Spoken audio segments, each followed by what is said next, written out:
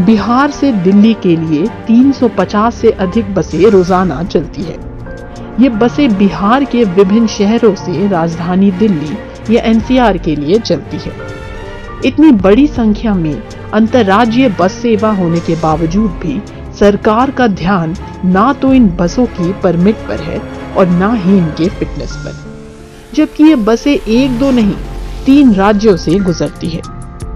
UP के उन्नाव में हुए हादसे के बाद एक बार फिर इन बसों के ऑपरेटर की जानलेवा लापरवाही और मनमानी का खुलासा हुआ है।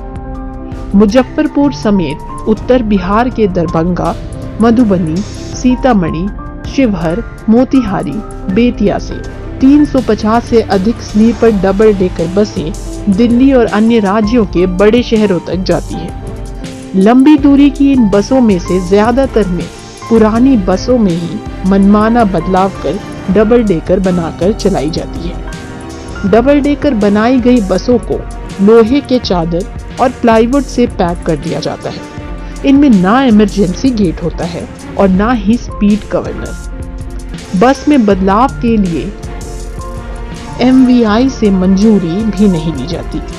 बिना मंजूरी मनमाने बदलाव के बाद भी अवैध बसों का फिटनेस MVI कार्यालय से पास हो जाता है और इस आधार पर इन्हें टूरिस्ट परमिट मिल जाता है। मुजफ्फरपुर सहित उत्तर बिहार के जिलों के विभिन्न इलाकों से हर दिन 250 से 300 बसें यूपी, दिल्ली और राजस्थान के लिए खुलती है, लेकिन इनमें से महज 5 बसों का ही निबंधन मुजफ्फरपुर में हुआ है। इन बसों में 85% यूपी के विभिन्न जिलों में तो 10% नई दिल्ली में निबंधित है। शेष बसों का कुछ अता पता नहीं है, क्योंकि ये बाकी निबंधित बसों से कागजात के सहारे चलाई जा रही है।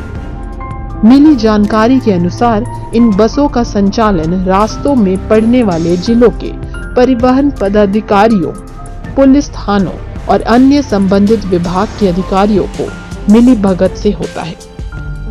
लंबी दूरी के ज्यादातर बसें सिंगल ड्राइवर के हवाले रहते हैं। ऐसे में बस चालक को 18 से 24 घंटे तक लगातार बस चलानी पड़ जा रही है। इस कारण रास्ते में नींद आने के कारण भी हादसे होते हैं।